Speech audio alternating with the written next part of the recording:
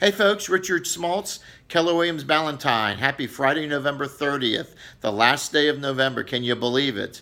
Hope you all have had a great week. I've had a very crazy, busy week, which I've enjoyed.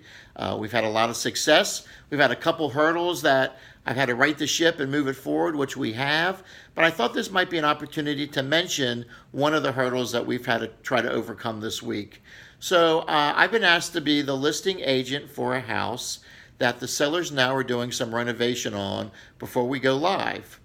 I've worked closely with the sellers to get a handle on what they are exactly trying to accomplish in their renovation, which is number one, that as a realtor, we should do that. Number two, the sellers hired contractor and team to do the work, and I've been asked to stop in once or twice a week just to check to see how things were going. And I've been down to the house twice this week. The first time I was a little confused about something, and the second visit, which was yesterday, I realized that things were not going the way the seller had asked. So I approached the contracting group and explained what the sellers had explained to me, and the contractor simply said he didn't really care. So I went to the seller to let them know that they might want to go check on the house themselves because there was an issue going on that I think they would be very unhappy about. Well, you want to know what the end of the story is here, right? So they went down, extremely unhappy, fired the team. So my point to you is, if you're going to go list your house and you're going to do some renovation, I think you need to include the realtor, which is what has happened here, and all of the conversations on what needs to be done with the house.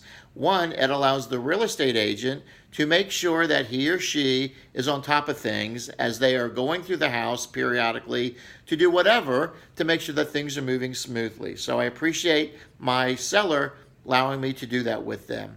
Number two, sometimes it takes several pairs of eyes to make sure things are right. If you see something and it's not right, say something as a realtor. As a real estate agent, I have a vested interest in getting this house completed and listed just like the seller does. And for me to have seen something on Monday and scratch my head, and then on Thursday shake my head and say this isn't right, was important. So I'm glad I did that, because it would have been a horrible situation had we been in a conversation 3 weeks from now and maybe things couldn't be corrected.